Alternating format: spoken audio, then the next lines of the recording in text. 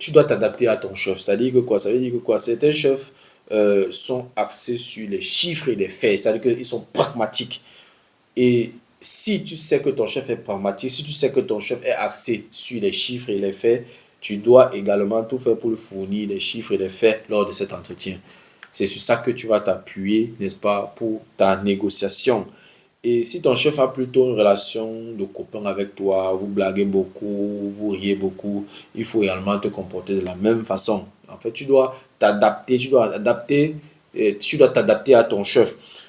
Donc, tu peux arriver au travail le matin et tout, voilà, tu vas vers lui, tu lui demandes comment il va, comment va sa famille. Par exemple, vous pouvez être assis dans le bureau et tout, il sort peut-être pour aller, je sais pas, prendre une tasse de café et tout.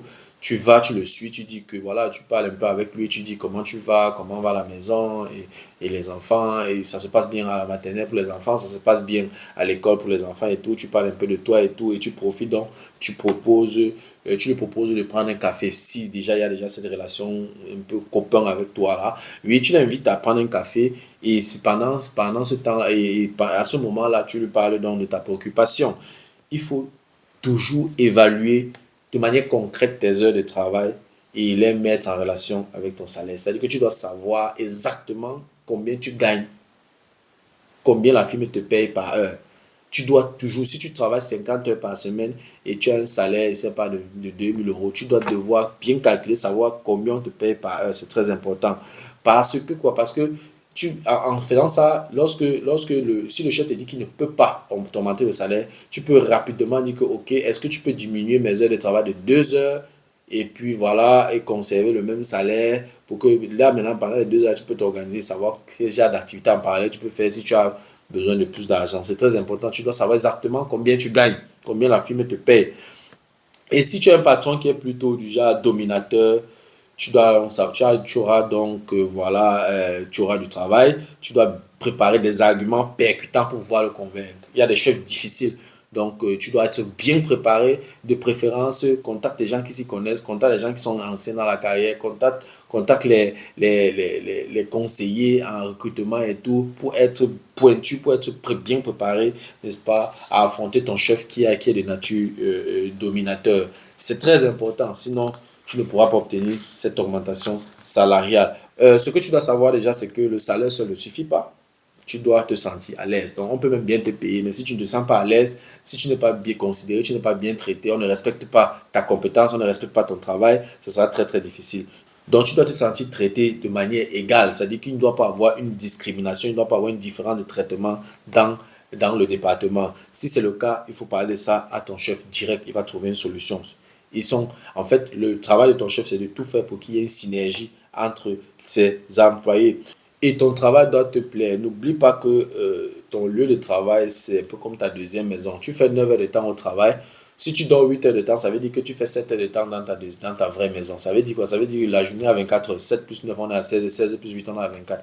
Donc tu passes 9 heures de temps au travail et tu dors 8 heures de temps. Et ça veut dire qu'il ne reste que 7 heures de temps. Et les 7 heures de temps, donc tu passes dans ta maison. Ça veut dire quoi? Ça veut dire que tu passes plus de temps au travail qu'à la maison. Le temps que tu dors, on ne peut pas considérer ça comme le temps que tu passes à la maison parce que tu es en train de dormir. Donc ton travail, c'est ta deuxième maison. Donc, si ton travail ne te plaît pas, tu ne vas pas tenir longtemps.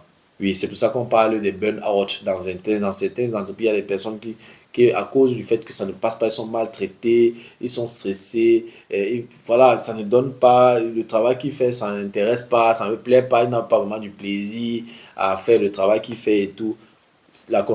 Une des conséquences, c'est le burn-out.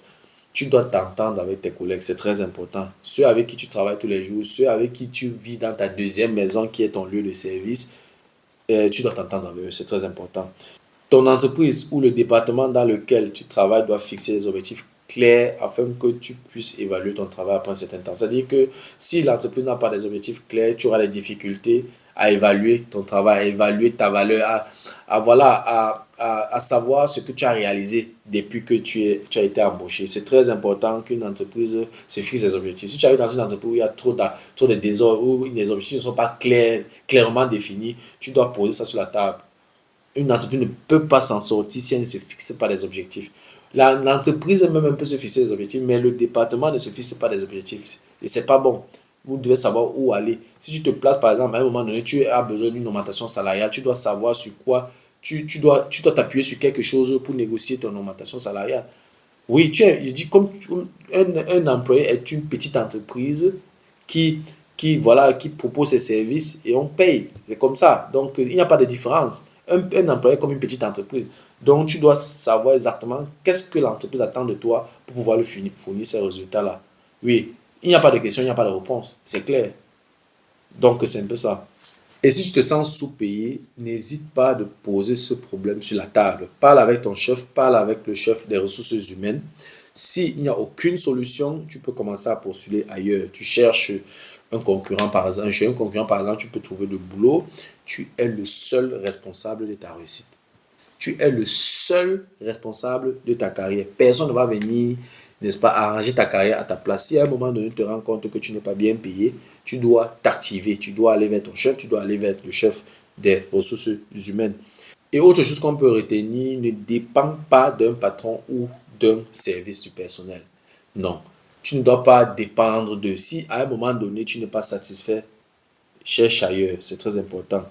Et si tu as commencé avec un petit salaire, il sera difficile de faire de grands bonds en avant dans la même entreprise. C'est très difficile.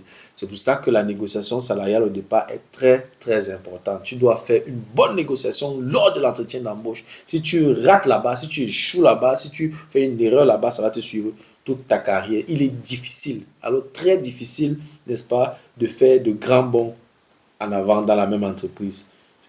Sauf si, voilà, sauf si tu changes vraiment de position, tu te formes, par exemple, il y a je travaille avec des collègues, on est ensemble, on travaille dans le même département, et puis ils se sont formés maintenant en management et tout, en management des projets et tout, ils ont postulé dans des positions un peu plus élevées, et ça leur, dans la même entreprise, et ils ont eu des salaires un peu plus élevés. Tu peux également faire ça.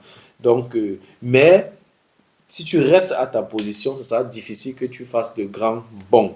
Et la seule alternative à ce moment-là, c'est de quitter l'entreprise, chercher le travail dans une autre entreprise. Là, tu as la possibilité, n'est-ce pas, de renégocier ton salaire dans la nouvelle entreprise et la probabilité que tu obtiennes un salaire un peu plus élevé est élevée.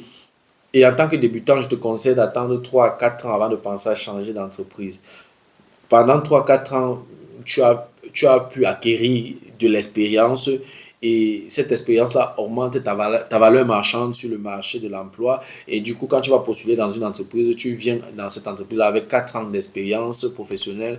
Et voilà, ce sera très intéressant et ça va te permettre d'avoir également un salaire un peu plus élevé que dans l'entreprise où tu étais par le passé. Donc, tu peux utiliser ça comme stratégie. Tu travailles dans une entreprise 3 à 4 ans et après tu changes d'entreprise. La probabilité que tu aies un salaire un peu plus élevé est élevée.